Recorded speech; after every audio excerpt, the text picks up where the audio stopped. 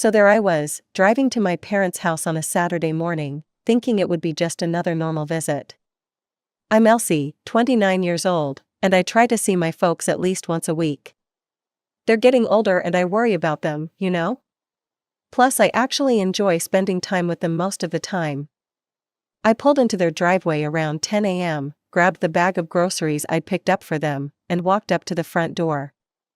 Mom answered with this weird look on her face, like she was stressed about something but trying to hide it. I walked into the living room and that's when I saw her. Harper, my 27-year-old sister, was sprawled out on the couch like she owned the place. She wasn't watching TV, wasn't on her phone, wasn't doing anything. Just lying there staring at the ceiling like she was in some kind of trance. "Harper," I called out, "hey, what's up?" Nothing, she didn't even turn her head to look at me. Just kept staring up at that white ceiling like it held the secrets of the universe or something. I looked at Mom with raised eyebrows. "What's going on with her?" Mom sighed really heavy and motioned for me to follow her toward the kitchen.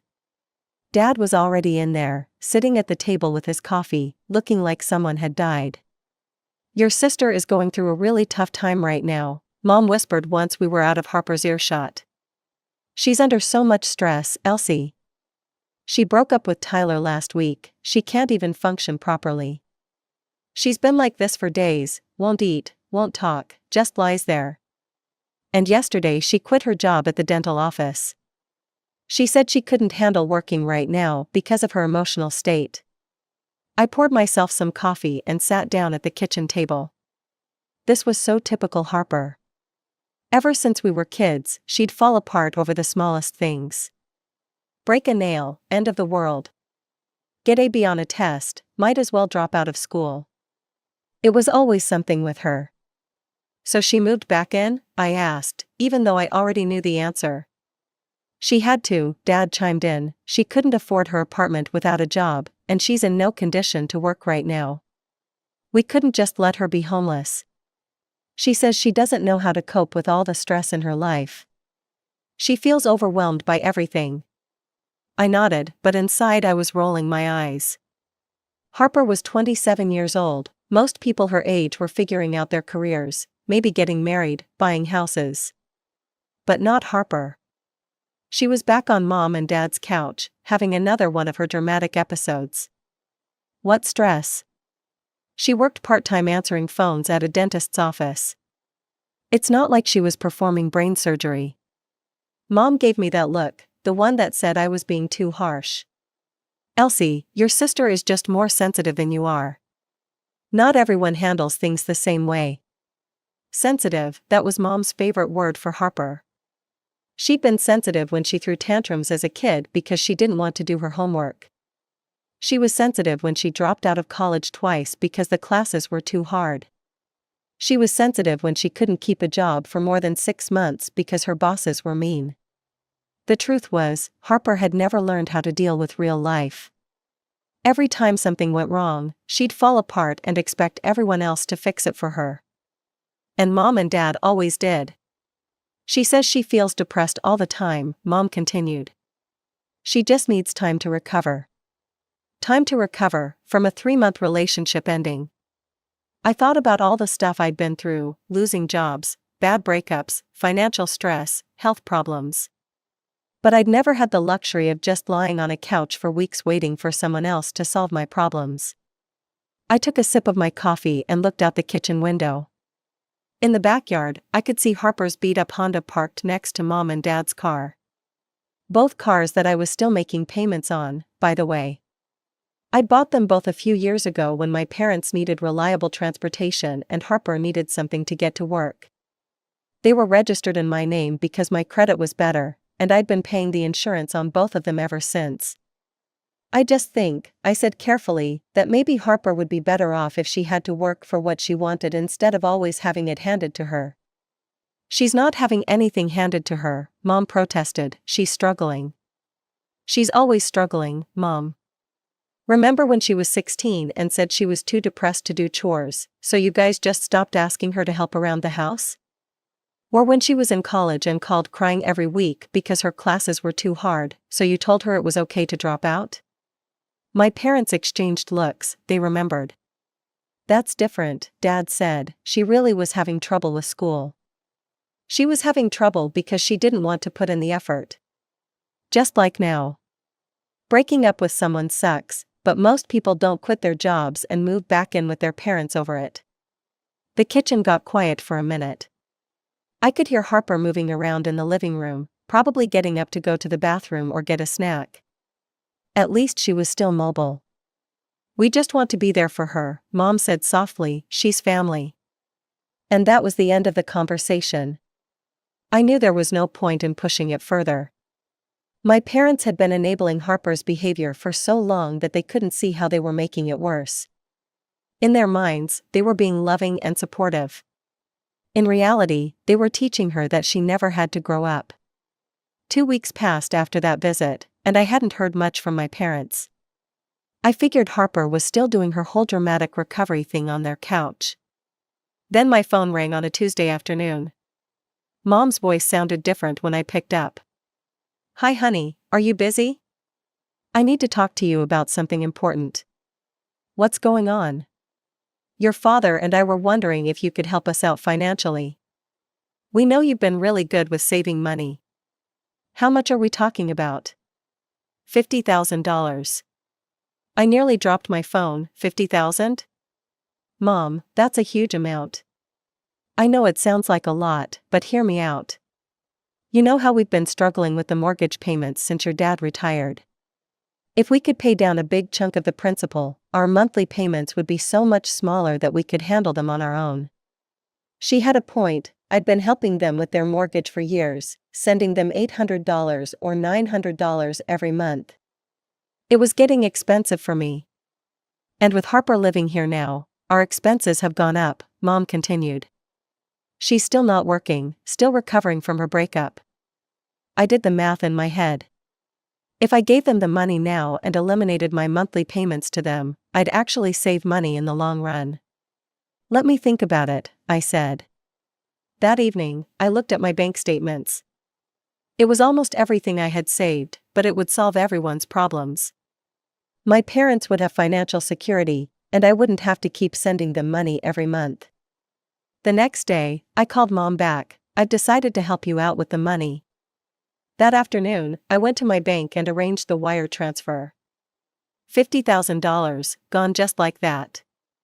A couple more weeks went by, and I decided to drive over to see how everyone was doing. It was a Saturday morning, and I was curious to see if Harper was doing any better. I knocked on the front door and Mom answered, but she looked nervous about something. "Hi Mom," I said, "how's everything going?" I walked into the living room expecting to see Harper on the couch, but she wasn't there. "Where's Harper?" I asked. Mom hesitated. "She's not here right now." "Really, did she finally get a job?" I asked, half joking. "Well, not exactly, she went away for a while." Something about the way she said it made me suspicious. Away where? Mom looked toward the kitchen. "Maybe we should sit down and talk." We walked into the kitchen where Dad was sitting at the table, looking uncomfortable. "So where did Harper go?" I asked again. Mom fidgeted with her hands. "She went to India." "India? What the hell is she doing in India?" "She needed to get away, to heal from all her stress. There's a famous guru there, a spiritual teacher. She's going to study yoga and meditation to balance her inner world." I stared at them. "And how exactly did she afford to go to India?" "She doesn't have a job, remember?" My parents exchanged looks, and neither of them would meet my eyes. "Where did she get the money?" I asked, my voice getting louder. The silence stretched on for what felt like forever. "Tell me right now what happened to my $50,000, I said. Mom started crying. "We gave it to Harper. She was so sick, Elsie. She wasn't eating, she was getting worse every day. We thought she might die from all the stress. We had to save her." "Are you out of your minds?" I shouted. "That money was for your mortgage." Dad finally spoke up. "Your sister's happiness is more important than any money. You should understand that." "Understand? I should understand that you lied to me and stole my money?" We didn't steal anything, Mom said through her tears. Harper needed help. She rented a house there for 6 months. She's going to come back completely healed. People don't die from stress, Mom.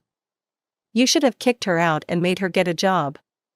You've never understood us, Dad said angrily. You've always been so focused on money. Harper is sensitive and emotional, she needed this. I've been helping you pay your mortgage for years, and this is how you repay me? Harper will be so much better when she comes back, Mom insisted. I stood up from the table. I'm done. I'm never helping you again. I turned and walked toward the door, but then I stopped. I remembered something important. The cars in their driveway, both of them were registered in my name. I'd bought them on credit years ago and had been paying for them and their insurance ever since. I pulled out my phone and called a towing company. I need 2 cars picked up, I told them, giving them my parents' address. What are you doing? Mom asked, following me outside. Those cars are mine, I paid for them, they're registered in my name, and I pay the insurance. You want to give away my money? Fine. But you're not keeping my cars too. The tow truck arrived within an hour. I showed the driver my registration papers and insurance documents. These are definitely yours, he said, looking at the paperwork. My parents came running out of the house as he started loading the first car. You can't do this, Dad yelled, we'll call the police. Go ahead, I said, holding up the registration papers. I have all the documentation right here, these cars belong to me. This is cruel, Elsie, Mom cried, how are we supposed to get around? That's your problem, you figured out how to give away $50,000 without asking me. Now you can figure out transportation. The tow truck loaded both cars and drove away. I got in my own car and drove straight to the dealership. Both cars were in good condition, and I managed to get $38,000 for them.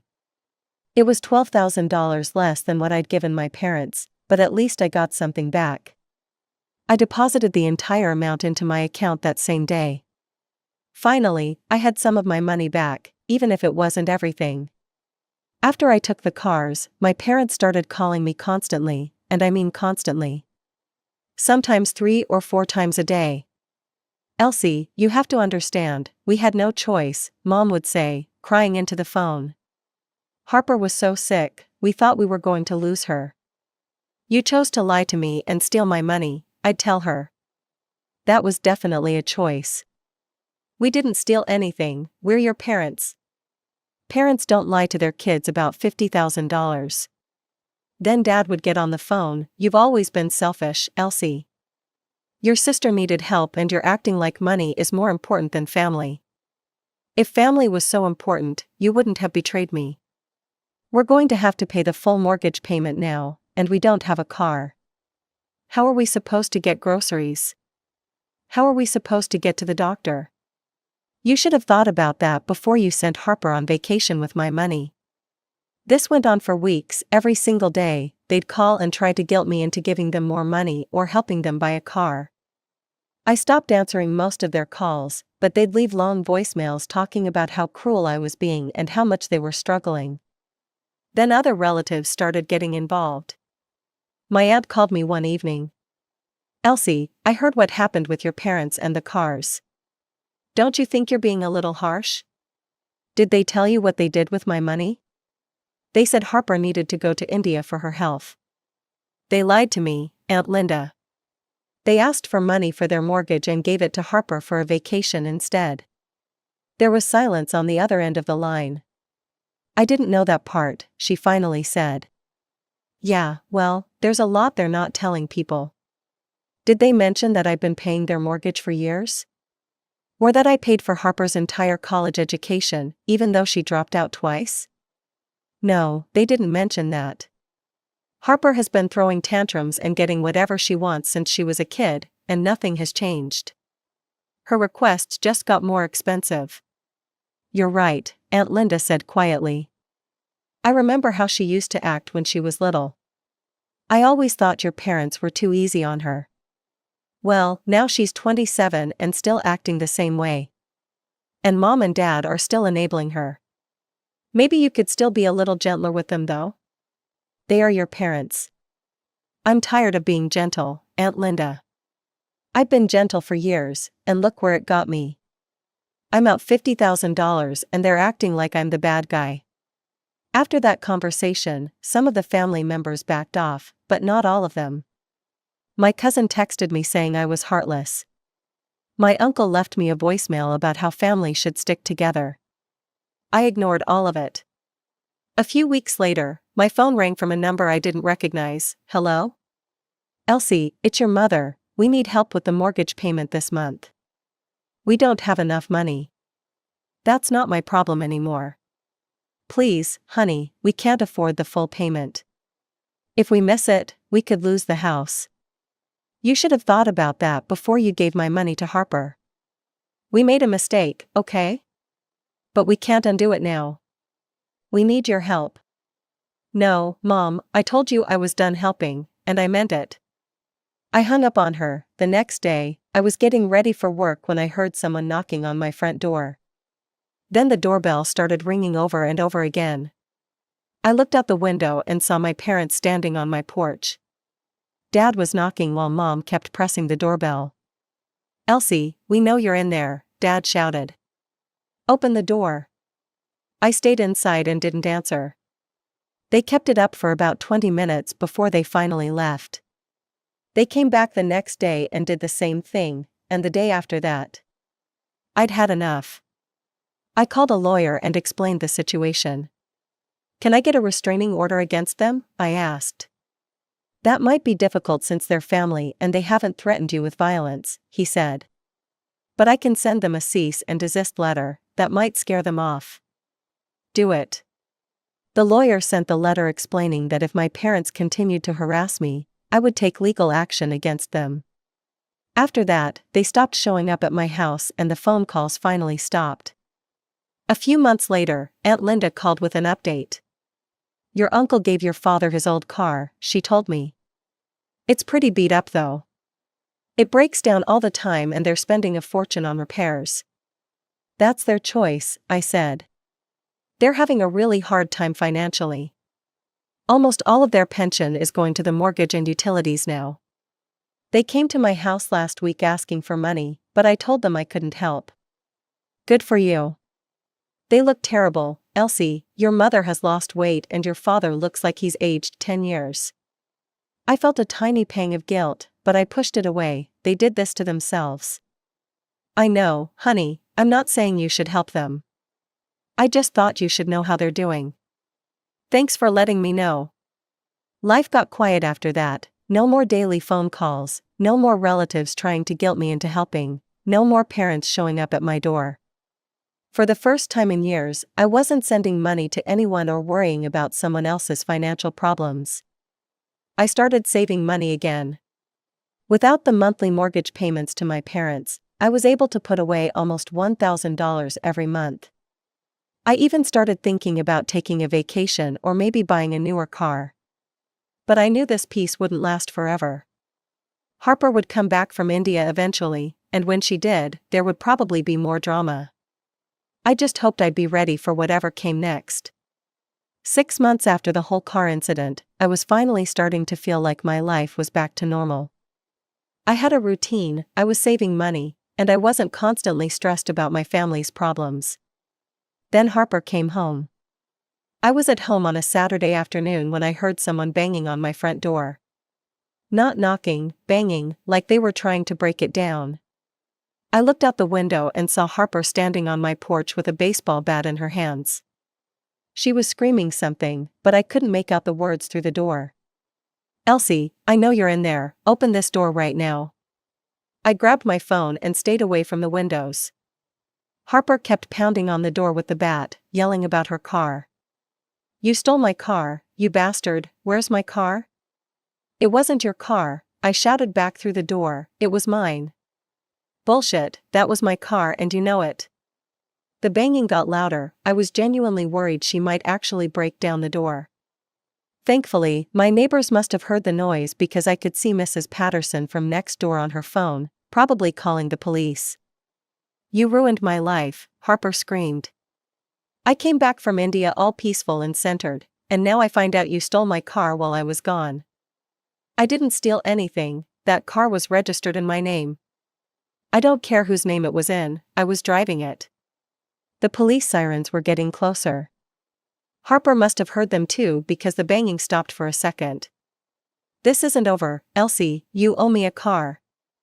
2 police officers showed up and found Harper still holding the baseball bat on my porch. I watched through the window as they talked to her, then handcuffed her and put her in the back of their patrol car. One of the officers knocked on my door after they'd secured Harper. "Ma'am, are you all right in there?" I opened the door. "Yes, I'm fine, that's my sister. She's upset about a car situation." "Do you want to press charges for property damage or threatening behavior?" I looked at my front door. There were several dents and scratches from the baseball bat. "Can I think about it?" "Of course, we'll take her to the station for now. You can come down later if you decide to file a report." After the police left with Harper, I called Aunt Linda to let her know what happened. "Oh my God, Elsie, are you okay?" "Yeah, I'm fine, but Harper lost her mind when she found out about the car. Your parents are probably going to have to bail her out." "That's their problem." Sure enough, the next day Harper was released. My parents must have paid whatever the bail was, though I doubted they had much money left for that kind of thing. 2 days later, my phone rang. Harper's name showed up on the screen. "What do you want?" I answered. "I want my car back." "It's not your car, Harper, it never was. I don't care about the paperwork. You know that was my car, I drove it every day. And I paid for it, I paid the loan, I paid the insurance, I paid for the repairs, you just drove it. Buy me a new one then." I almost laughed. "Buy you a new one? Are you insane? You owe me, Elsie, you can't just take someone's car away. Watch me. If you don't buy me another car, I'm going to make your life hell. I'll come to your house every day. I'll show up at your work.